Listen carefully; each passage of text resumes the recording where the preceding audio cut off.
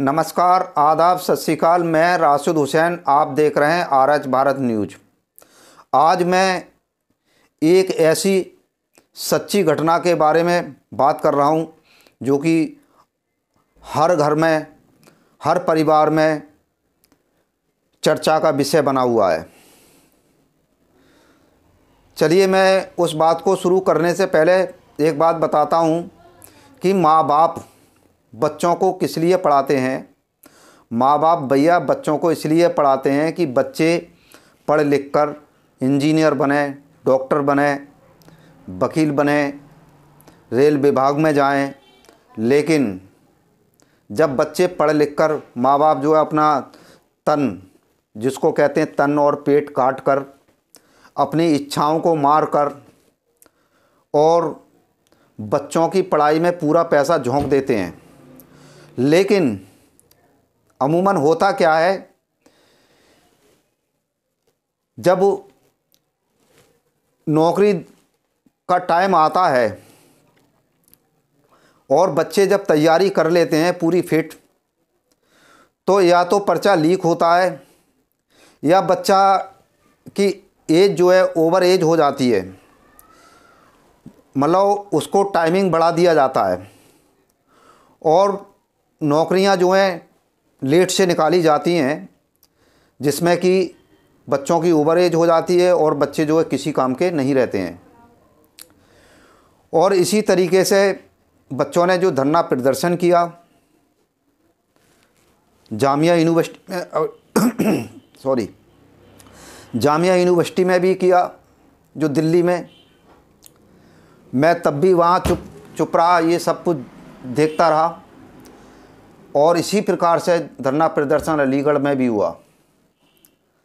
बच्चों ने जब जब आवाज़ उठाई है और इसी प्रकार से बच्चों ने जो था पटना और इलाहाबाद में भी धरना प्रदर्शन किया और उन्होंने ये भी कहा था कि भाई हमारी ओवर एज हो जाएगी और जो हमारा NTPC जो भी है एग्ज़ाम, उसमें जो मांग थी उसमें एक एग्ज़ाम और जोड़ दिया गया, जिसको बच्चों को लेकर बड़ा रोष व्यक्त हो गया। बच्चों को गुस्सा आ गया। होता ये है कि जैसे कि मान लो अगर कोई भी आदमी, अगर मान लो किसी मरीज़ के लिए हॉस्पिटल में लेके जाते हैं और हॉस्पिटल में ले जाने के बाद वहाँ पर कुछ समय के बाद में पेशेंट जो है एक्सपायर हो जाता है, तो जब एक्सपायर हो जाता है पेशेंट,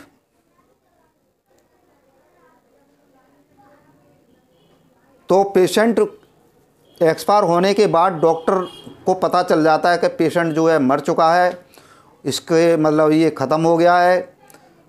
तो वो उसके परिवार वालों को बुलाते हैं, कहते हैं भैया ऐसा है कि अब जो है ऐसा है कि हमें जो है ICU में ले जाना पड़ रहा है और आप थोड़ा शांति बनाए रखें, और हम अपनी तरफ से पूरी कोशिश कर रहे हैं, बाकी तबीयत उनकी बहुत सीरियस है। ICU में ले जाने के बाद वो पेशेंट को ICU में रख लेते हैं और वो कहीं नहीं लेके जाते हैं। उनको पता चल जाता है कि ये पेशेंट एक्सपायर हो गया है। फिर 10 मिनट के बाद में वो रिपोर्ट देते हैं कि भाई ऐसा है, उनकी तबीयत ज़्यादा डेंजर है और आप जो है इसके लिए मतलब अब हमारे लिए वेंटिलेटर पे ले जाना पड़ रहा है पेशेंट के लिए। वो तसल्ली दे के चले जाते हैं। उसके बाद में क्या होता है, वेंटिलेटर पर लगाने के बाद फिर डॉक्टर आता है और पेशेंट के जो परिवार वाले होते हैं उनसे बात करता है कि भाई हमने वेंटिलेटर पर लगा दिए हैं और अब भगवान से आप दुआ करिए, भगवान से प्रार्थना करिए, अल्लाह से दुआ करिए कि अल्लाह जो है आपके मरीज़ को जल्दी ठीक कर दे। और हम अपनी तरफ से पूरी कोशिश कर रहे हैं। फिर वो जो है आधा घंटे के बाद या 1 घंटे के बाद डॉक्टर घोषित करता है कि वो आपका पेशेंट जो है एक्सपायर हो गया। तो वो इसलिए ऐसा करते हैं ताकि पेशेंट जो है हंगामा ना करे। इसी प्रकार से वहाँ पर जब जो एग्ज़ाम हो रहा था तो वहाँ पर एट ए टाइम पर ये सारी चीज़ें बताई गई कि इसके साथ ये जोड़ दिया जाएगा। इसी पर बच्चे भड़क गए और भड़कने के बाद में धरना प्रदर्शन पर उतर आए और धरना प्रदर्शन करने लगे। और बच्चों के साथ जैसे कि जो प्रयागराज में जो हुआ, बच्चों के साथ कैंपस के अंदर बच्चों को निकाल कर कूट कर पीटा गया, दरवाज़ों को तोड़ा गया और इस तरह से बच्चों के साथ व्यवहार कर रहे थे जैसे कि कोई आतंकवादी अंदर छुपा होता है और आतंकवादी को निकाला जाता है। और बच्चे निकल कर भाग रहे थे और उन पर लठ बरसाए जा रहे थे। कुछ बच्चों के तो पैर भी टूट गए हैं, ऐसा मुझे कुछ जानकारी मिला है। और इसी प्रकार से पटना के अंदर भी हुआ। तो कभी भी जो भी शिक्षक होता है या जो भी अध्यापक होते हैं, कभी भी वो अपने बच्चों को ये नहीं सिखाते हैं कि आप जाके इस तरह से कहीं पे आग लगाइए या जाके आप किसी के साथ गलत काम करिए। शिक्षक एक भगवान का रूप होता है। शिक्षक एक हमें रास्ता दिखाने वाला होता है। तो शिक्षक कभी गलत नहीं हो सकता, मैं इसको पूरे दिल के साथ मानता हूँ और मैं समर्थन भी करता हूँ। और जो विद्यार्थी हैं, जब मैंने पढ़ाई की थी तो मैं भी इसमें बड़ी परेशानी में पढ़ाई करी थी और मैं आज एक स्वतंत्र पत्रकार हूँ। और मैं अब आपको दिखाते हैं कि आज जो है खान सर ने क्या बोला है। चलिए मैं अपनी बात को लेकर चलता हूँ खान सर की तरफ। रेलवे के स्टूडेंट है, उनके लिए एक आवश्यक सूचना है। आपकी सारी मांगों को रखा गया है, हम आपकी सारी दुविधाओं को अब क्लियर करते हैं। देखिए 28 जनवरी को किसी भी तरह के किसी भी प्रोटेस्ट में आप हिस्सा न लें, ये आपके लिए गलत साबित हो जाएगा। हम आपकी सारी समस्याओं को एक एक करके सिलसिलेवार तरीके से बताते हैं। देखिए अभी एक वीडियो आया, बिहार के पूर्व उप मुख्यमंत्री जो सुशील मोदी जी थे, उन्होंने कहा कि वो रेलवे मंत्री से बात किए, वो स्टूडेंट के मांग पे सहमत है और आरआरबी रेल मंत्री भी इस बात से सहमत है कि वो 20 गुना रिजल्ट देंगे, अर्थात ओरिजिनल जो नंबर रिपीट नहीं करेंगे, यूनिक नंबर जो दिए जाएंगे, अर्थात 3.5 लाख और लड़कों को जोड़ा जाएगा। एनटीपीसी वालों की समस्या खत्म, ग्रुप डी वालों की जो समस्या थी उनके लिए सीबीटी 2 को जो अचानक जोड़ा गया था उस पर भी वो सहमत हो गए, इसे भी हटा देंगे वहां पर। इस पर प्रधानमंत्री का भी इंटरफेरेंस था जिस वजह से ये आसानी से हुआ। अब बातों को समझिए, इसमें गलती रेल मंत्री या प्रधानमंत्री की ओर से नहीं थी, इसमें गलती आरआरबी की ओर से थी। आरआरबी को स्टूडेंट की समस्याओं से मतलब नहीं था और आरआरबी भी कुछ चीजों से जूझ रही थी। उसको इतने बड़े एग्जाम को कंडक्ट कराने के लिए कोई कंपनी जल्दी नहीं मिल रही थी। लेकिन कुछ लोगों का कहना है कि ये राज्यों में हो रहे चुनाव के मद्देनजर ऐसा डिसीजन लिया है, ये गलत है। देखिए ये किसी टीचर या स्टूडेंट का स्टेटमेंट नहीं है, ये पॉलिटिकल मोटिवेटेड स्टेटमेंट है। हम बताते हैं क्यों ऐसा नहीं होगा, रेलवे को अपनी बात क्यों माननी पड़ेगी। क्योंकि ये जो संशोधन और कमेटी बनाई गई है और ये जो डिसीजन लिया गया है कि 20 गुना रिजल्ट और सीबीटी 2 ग्रुप डी से हटाया जाएगा, ये रेल मंत्री का डिसीजन है और इसमें पीएमओ इन्वॉल्व है, न कि आरआरबी का। अगर आरआरबी का रहता तो आरआरबी मनमानी करती, लेकिन उसके ऊपर पीएमओ का डेडलाइन है। पीएमओ जिस डेट को दे दी उसको हर हाल में मानना है, इसलिए आपकी हर मांग को मान लिया गया है। आप किसी भी तरह का कल कोई प्रोटेस्ट नहीं करेंगे, क्योंकि जब आप प्रोटेस्ट करेंगे तो उसके बीच में कोई दूसरा आदमी भी आके वायलेंस कर देगा। आरा में जो ट्रेन जला दी गई या फिर गया में ट्रेन जला गई, क्या विद्यार्थी कह सकता है कि उसके आड़ में किसी दूसरे ने नहीं किया हो?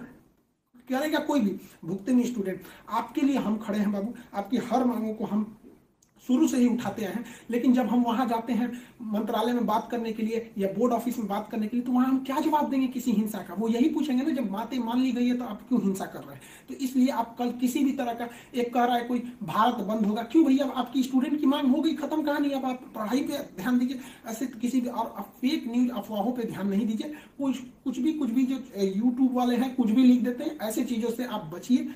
किसी भी डिस्ट्रिक्ट का कोई भी लड़का कल कोई भी प्रोटेस्ट या वायलेंस नहीं करेगा। हम कोई भी शिक्षक, हम हो या कोई टीचर, सारे टीचर परेशान हैं कि कल के प्रोटेस्ट को कैसे भी रोकिए। सारे टीचर से भी कहते हैं कि आप लोग तत्काल वीडियो रिलीज कीजिए कि कल कोई भी स्टूडेंट किसी भी डिस्ट्रिक्ट का हो। रेलवे को इंटेलिजेंस मिला है, रेलवे इंटेलिजेंस वाले हमको कह रहे हैं कि गोरखपुर के कुछ लड़के प्रोटेस्ट कर रहे हैं। गोरखपुर के लड़के क्या अलग से हैं? आप कहीं के भी हो, बिहार, नवादा, नालंदा, कहीं के भी हैं, आप कल कोई प्रोटेस्ट नहीं करेंगे। आपकी मांगों को माना जा चुका है। हम बता रहे हैं क्योंकि इसमें पीएमओ ने अब इस बात को माना है, ना कि आरआरबी। आरआरबी अगर बोलती तो हम भी कहते हैं कि हाँ आप 100% भरोसा नहीं कर सकते। इसलिए कल कोई भी प्रोटेस्ट नहीं होना चाहिए, कोई भी बंद हो नहीं, आप आराम से पढ़ाई कीजिएगा। पॉलिटिकल और भी कुछ बातों का कहेंगे। देखिए, और स्टूडेंट जो कोचिंग के पास आए हैं या जो कहना है भाई, देखिए स्टूडेंट आप सबने बहुत साथ दिया, हम लोगों ने भी आपका साथ दिया, आपने भी बहुत सारे टीचर्स का आप भी साथ दिया, आप सब लोग को हाथ जोड़ के धन्यवाद कहते हैं। लेकिन सारे स्टूडेंट से कहते हैं, देखिए जो भी लड़कों पे केस हुआ है अभी उसको हम लोग लीगल तौर पे देख रहे हैं कि उन स्टूडेंट के साथ क्या होगा। और जो हम लोग के ऊपर एफआईआर हुई है उस पर खुद प्रशासन, डीएम और एसपी साहब जो भी पटना के हैं, उन्होंने खुद कहा है कि हर टीचर को वो अपनी बातों को कहने देंगे। एक्चुअली उन लोगों ने गलत न्यूज देखा है जिस आधार पर उन्होंने बताया गया। बाद में अभी कोचिंग एसोसिएशन की पूरी टीम गई थी, उन्होंने लीगल दिखाया तो उन लोगों ने भी एक्सेप्ट किया है कि वो हम बातों को समझेंगे। जब हम लोग वहां बातें करेंगे तो बताएंगे, आगे हम लोग पे क्या एक्शन लिया जाता है वो हम आपको बताएंगे। हम आपके साथ हैं, आप लोग हमेशा रहिए। आप लोग के देखिए हम आपकी हर बात को उठाते हैं, लेकिन अभी हमारे ऊपर सबसे बड़ी जिम्मेदारी है कि 28 तारीख को कुछ नहीं होना चाहिए। क्योंकि अगर 28 तारीख को कुछ होगा तो फिर हमको जवाब देना ही नहीं बन पाएगा, क्योंकि आपकी हर बातों को मान लिया गया। हाँ, हमारी गिरफ्तारी या किसी टीचर की गिरफ्तारी होगी कि नहीं होगी, एफआईआर वापस होगा कि नहीं होगा, ये सारी चीजें जब हम वहां बैठेंगे प्रशासन पे जो डिसीजन होगा हम आपको बता देंगे। वरना फर्जी न्यूज पे आप लोग ध्यान नहीं देंगे।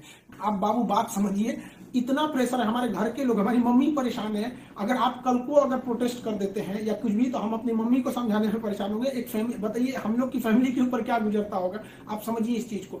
हम इसलिए फिर हर स्टूडेंट को हम हाथ जोड़ते हैं, बाबू हम ठीक हैं फिलहाल, अगर पुलिस कुछ भी कार्रवाई करती है हमारे ऊपर हम आपको बताएंगे, ठीक है। ऐसा नहीं है, पुलिस प्रशासन भी पढ़ी लिखी होती है। ऐसा नहीं है कि जो वहां पे बैठे हैं वो आपकी तरह स्टूडेंट नहीं रहे होंगे, वो भी समझते हैं, उन लोग की जिम्मेदारी। बताइए पटना के डीएम और एसपी साहब की इसमें क्या गलती थी, लेकिन प्रेशर तो उनके पास है कि आप लॉ एंड ऑर्डर को मेंटेन कीजिए, तो वो लोग भी इसको कर रहे हैं। उन लोग के पास जैसा डिसीजन होगा हम आपको बताएंगे। और हाँ, ये बात हम हमेशा कहते हैं कि जो रेलवे बोर्ड बनाया गया वो इलेक्शन से मोटिवेटेड नहीं है, ये पीएमओ के इंटरफेयर के बाद इसे बनाया गया है। हम आप सारे स्टूडेंट जो हमारे साथ खड़े हैं, हम आप सबको भी हम कहते हैं आप लोग को धन्यवाद। और प्रशासन को भी कहते हैं कि देखिए अगर हमारे नाम से कोई आईडी बनी है तो वो हमारी नहीं हो सकती। अगर कोई बराक ओबामा के नाम से आईडी बना के कुछ बनाता है तो उसमें बराक ओबामा को आप अरेस्ट या एफआईआर नहीं कर सकते, तो आप पहले उसकी सत्यता की जांच कीजिए। रही बात खान सर का नाम क्यों आ जाता है, तो ये भैया एक बात बताओ कि विद्यार्थी का इशू रहेगा, टीचर का नाम नहीं आएगा। हाँ, आप पूजा करिएगा और गणेश जी का नाम नहीं होगा, कोई भी पूजा करिएगा सबसे पहले वहीं से शुरुआत होती है। तो आप कश्मीर से कन्याकुमारी तक हर स्टूडेंट से पूछिएगा, उनके इशू में हम साथ रहते तो हमारे लिए खड़े रहेंगे वहां पर।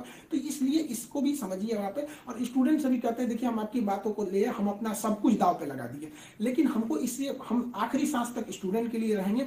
हम बाजी लगा देंगे अपनी जान की जब जब बात आएगी हिंदुस्तान की। तो कल बात हिंदुस्तान की है, हाथ जोड़ते हैं, कल कोई लड़का प्रोटेस्ट में भाग न ले प्लीज कहते हैं। और हर टीचर से कहते हैं आप जहां भी हैं, कश्मीर से कन्याकुमारी तक हैं, अरुणाचल प्रदेश से गुजरात तक हैं, हर टीचर अपने स्टूडेंट को समझाए कि कल किसी भी तरह का प्रोटेस्ट न हो, वरना स्टूडेंट के आड़ में कुछ उपद्रवी लोग आके तोड़फोड़ मचा देंगे और बदनाम होंगे स्टूडेंट, और हम लोग कहलाएंगे शिक्षा माफिया। जो गरीब बच्चे हैं उनको हम लोग आज भी फ्री में पढ़ाते हैं, विकलांग बच्चों से हम लोग फीस नहीं लिए हैं, लेकिन फिर भी हम लोग को माफिया कहा जाता है। और कल को अगर कोई प्रोटेस्ट में कुछ हो गया तो हम लोग को तालिबानी कहने लगेगा सब। तो बताइए क्या ये अच्छा लगेगा?